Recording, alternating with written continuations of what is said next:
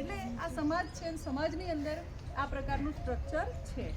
તો આમાંથી એવું નથી, આ તો આપણે સમજવા માટે છે. તમે સમજી ગયા એટલે સ્ત્રી કે પુરુષ બંનેમાંથી બંને આવી શકે. સમજવા માટે છે, બસ માથું સંભાળીને આવજો ઊંચા લોકો, આ સગું નહીં થાય. આવી જાઓ, ચાલો. ઓકે, આમાં જેટલા આવે એટલા. ઓકે, આવી જાઓ. ઓકે, હવે તો બસ જેટલા આવે એટલા જ. હા, હવે તમે જુઓ આ બાજુ શું છે કે સ્ત્રીઓમાં અસમાનતા ભારતની અંદર. તો તમે સાંભળો, વાતો નહીં કરો. તમારે સમજવા માટે બહુ જરૂરી છે, બરાબર? અને આ બાજુનો પણ ફોટો પાડીને લઈ જજો. તો સ્ત્રી પુરુષમાં આવું હતું, પછી સ્ત્રી પુરુષમાંથી આપણને છૂટા પાડીને શું કરી દીધું? દલિત, આદિવાસી, ઓબીસી અને અન્ય માટે દરવાજો હાંકડો છે નહીં ને? મોટો છે. અને ઓબીસી માટે કારણ કે કેટલા 52% ખરા ને, એટલે કે એમને થોડીક જગ્યા આપો, ભલે ભણવાના તો નથી જ, એટલે આપણે એમની જગાઓ લઈ લેવું, એટલે એમની માટે. અને અહીંયા કંઈક તમે બે વડી મરો, એટલે દલિત ને આદિવાસી મણિપુરમાં ભળે જ છે અત્યારે, બરાબર? એટલે જેમ જેમ આમાંથી તમે પછી આગળ આવશો એટલે આપણને માણસ અને સ્ત્રી પુરુષમાંથી વહેંચીને શું કરી દીધા? દલિત, આદિવાસી ને ઓબીસી કરી દીધા. હવે ધીમે રહીને માથું સંભાળીને આગળ આવો. હિન્દુની, બરાબર? તો ઓછી કોની છે? મુસ્લિમ, શીખ, જૈન, બરાબર? આ બધાની સંખ્યા ઓછી છે. તો અહીંયા જૈન છે, બૌદ્ધ છે, હિન્દુ છે, દલિત છે, આદિવાસી છે, ઓબીસી છે, એ બધા અહીંયા શું થઈ ગયા? એક થઈ ગયા.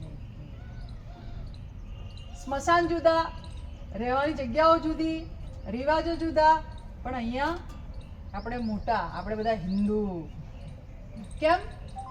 આ બીજા ધર્મની જોડે આપણે ઝઘડવાનું છે, તો જીતવું કોણ જોઈએ?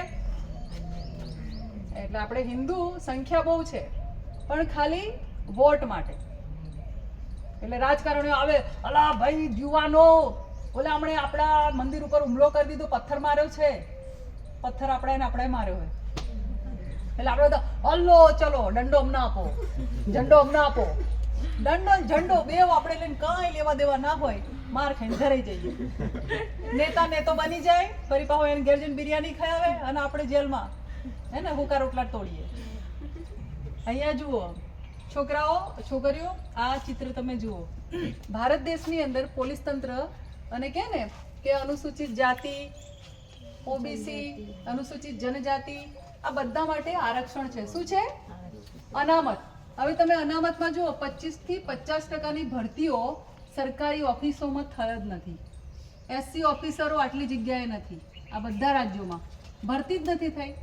આરક્ષણ છે પણ ભરતી નથી થઈ. 50% થી ઉપરની ભરતીઓ નથી થઈ. આ ડાર્ક છે ને લાલ કલર, 50% થી ઉપર જ્યાં ભરતી ના થઈ હોય આ જગ્યા છે. કોન્સ્ટેબલ, બરાબર? અહીંયા જુઓ એસટી ઓફિસર, આટલી બધી જગ્યાઓ. અહીંયા પણ જુઓ કોન્સ્ટેબલ, આ બધા જ એરિયામાં. ઓબીસીની જુઓ, ગુજરાતની અંદર જુઓ તમે, બીજા રાજ્યના છો નહીં, પણ ગુજરાતમાં ઓબીસી 25 થી વધારે પર્સન્ટેજ જે છે ઓબીસીની સંખ્યાઓ ભરાઈ જ નથી. કેમ? અહીંયા તમે જુઓ છો કે બાળકો માટે છે અને મોટાને પણ સમજાય. એક શૂઝનું ચિત્ર છે, એનાથી આપણને સવાલ કરે કે મારા ગામની અંદર હું બે રોકટોક આઝાદીથી ફરી શકું છું. અમુક એરિયામાં એવું હોય કે અમુક એરિયામાં તમે જઈ શકો નહીં. તામિલનાડુમાં આજે પણ અમુક જ્ઞાતિના લોકો જેમને નીચા માનવામાં આવે એ ઊંચી જાતિના એરિયામાં ચપ્પલ સાથે ફરી ના શકે આજે, બરાબર? એટલે આઝાદી તો આપણને છે, પણ અમુક જગ્યાએ આ ચાલુ છે. ઓકે, મેદાન, રમતનું મેદાન, છોકરીઓ કદી રમવા જાય જ નહીં, પણ છોકરાઓ રમવા જતા હોય છે. તો ગામની અંદર જે પણ પબ્લિક મેદાન હોય, બરાબર? કોઈના ઘરમાં આપણે રમવા જવાની વાત કરતા નથી, પણ ગામનું પબ્લિક મેદાન હોય એમાં તમામને રમવાનો અધિકાર છે.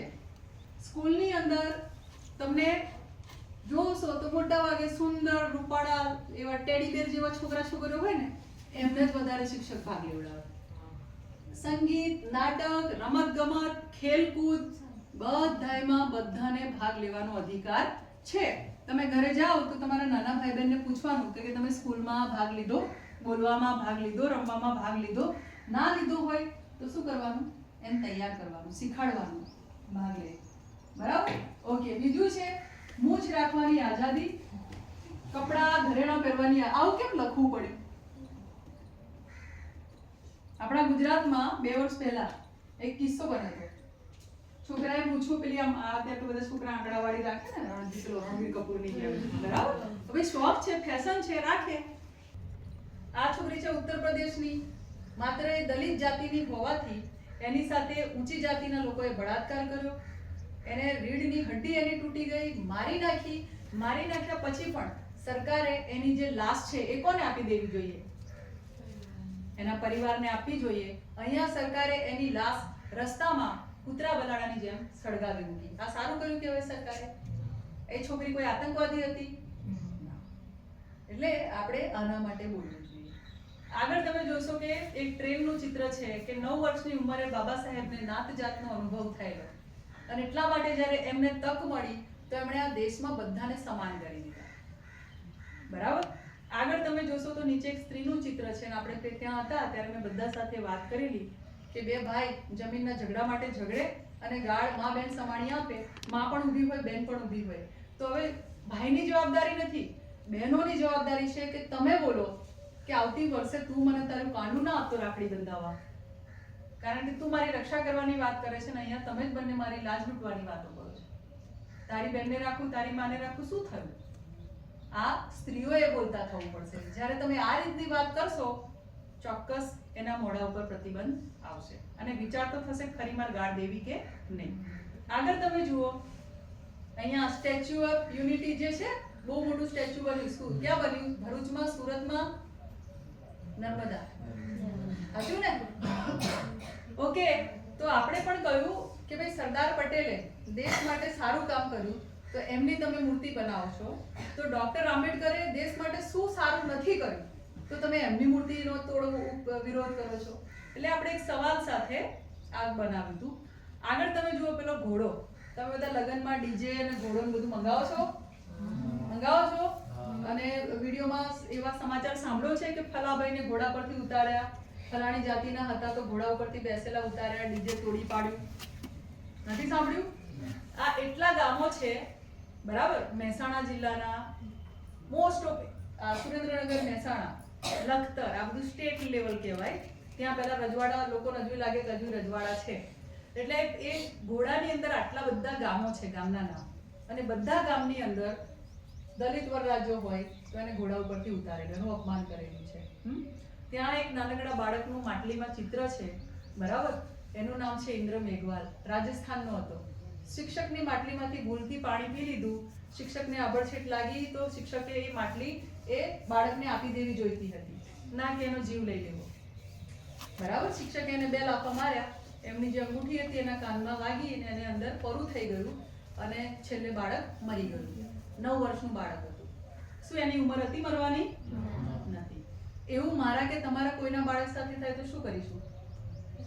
લડવું જોઈએ કે ના લડવું જોઈએ? આપણે લડ્યા હતા અને 1200 ગામમાં આપણે એની મટકી મૂકી અને બધાને કહ્યું કે જો તમે એવી વાત કહેતા હોય, સમર્થન આપતા હોય કે ઇન્દ્ર સાથે થયું એવું કોઈના બાળક સાથે ન થવું જોઈએ, તો આ મારો રૂપિયો 2,84,000 રૂપિયા ભેગા થયા અને એ બધા જ પૈસા લઈ અને આપણે 265 બહેનોની યાત્રા કરી હતી અને ઇન્દ્રના ઘરે જઈ અને એને આપ્યું. અમને પોલીસ વાળા અમને 6 કલાક રસ્તામાં રોકેલા, ભૂખ્યા તરસ્યા. અમે લડ્યા, કીધું કે અમે જઈશું તો મળીને જ જઈશું અને મટકી આપીને જ જઈશું. મટકી આપી મળી નીકળ્યા. આગળ તમે જોશો દલિત શક્તિ કેન્દ્રમાં કેટલા કોર્સ ચાલે છે, એ બધા કોર્સનું ચિત્ર છે. બરાબર?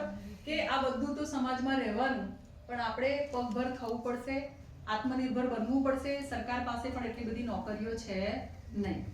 આર્ટિકલ છે યાદ રાખવા માટે, અને મારે કયા મુદ્દા ઉપર કામ કરવું છે તો પછી મારે આ રીતે પેલું લાકડું છે ને એનાથી ગોળ વાગે અને એમાં લગાવવાનું. એટલે રમત છે.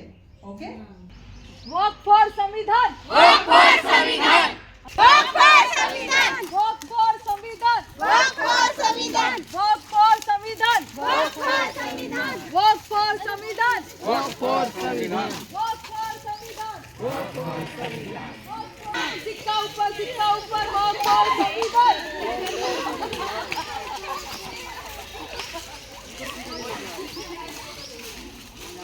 પિત્તળ ઉઘરાવેલું અને 2700 કિલો પિત્તળ 2700 કિલો પિત્તળ લોકોએ આપ્યું હતું.